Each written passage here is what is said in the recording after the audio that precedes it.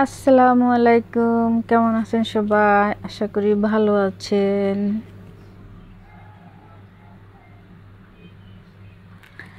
তো কেক খাইতে কার না ভালো লাগে? ছোট বড় সবাই কেক খাইতে পছন্দ করে। হ্যাঁ, তো এর জন্য আমি আজকে পাউন্ড কেক বানাবো একটা। তো আমার পাউন্ড কেক বানানোর জন্য লাগবে 2টা ডিম প্রথমে,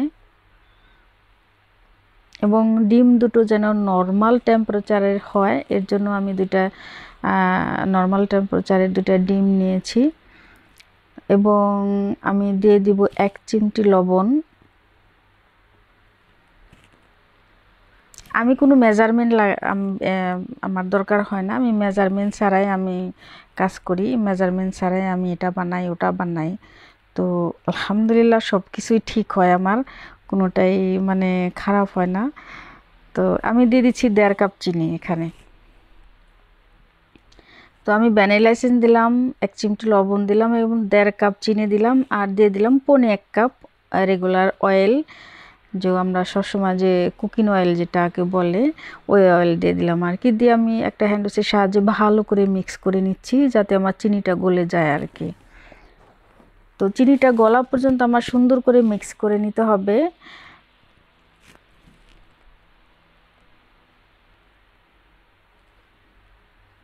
সবসময় তো হ্যান্ডউইচ দিয়ে ইলেকট্রনিক বিটার দিয়ে করি, তো আজকে হ্যান্ডউইচ দিয়ে করছি। তো এখন আমি একটু লিকুইড দুধ দিয়ে দিলাম, একটু কুমা কুমা গরম আছে লিকুইড দুধটা। তো আমি একটু লিকুইড দুধ দিয়ে আমি আধা কাপের মতো দিলাম আর কি, দিয়ে আমি ভালো করে মিক্স করে নিচ্ছি যাতে সবগুলো একসাথে মিক্স হয়ে যায় আর কি।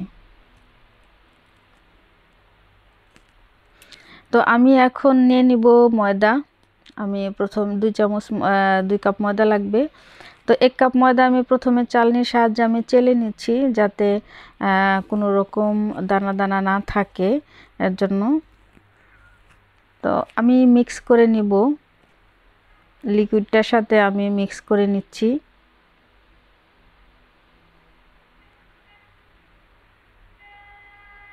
এমনভাবে মিক্স করতে হবে যাতে মানে দলা পেকে না যায়, দলা দলা যাতে না থাকে। তো সুন্দরভাবে মিক্স করে নিতে হবে আর কি।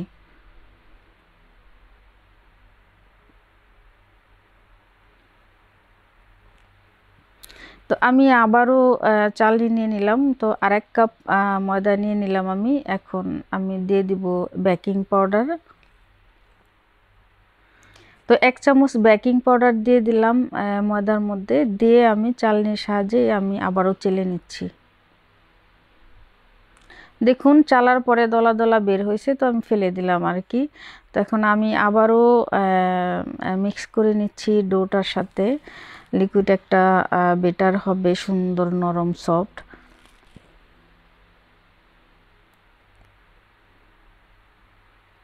দেখুন কত সুন্দর করে আমি মানে এমনভাবে মিক্স করতে হবে যাতে দলা দলা না থাকে আর কি।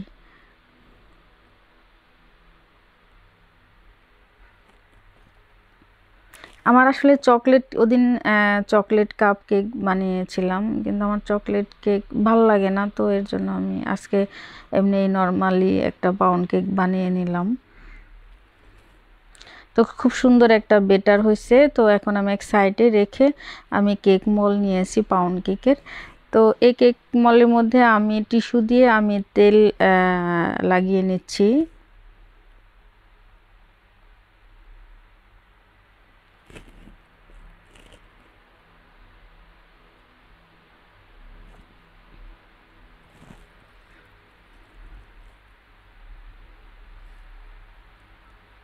তো আমি দিয়ে দিচ্ছি ড্রাই কোকোনাট।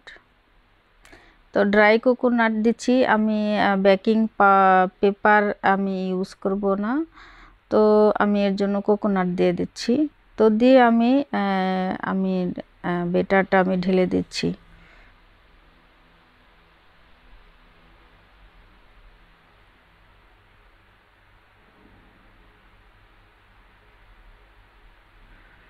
তো দুটোটা মলের মধ্যে আমি সুন্দর করে আমি কেকের যে ডো বেটারটা আমি ঢেলে দিচ্ছি।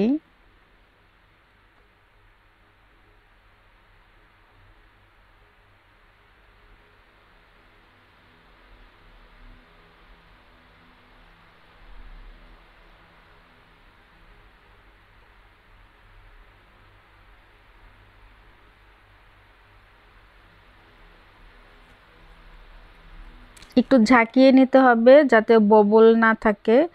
তো এর জন্য ঝাঁকিয়ে নিলে তো আমার কেকটা যখন বেক করব তখন যাতে নিচের দিকে নিচে ডেবে না যায়, এর জন্য আমি একটু ঝাঁকিয়ে নিলাম আর দিয়ে দিচ্ছি উপরে ড্রাই কোকোনাট।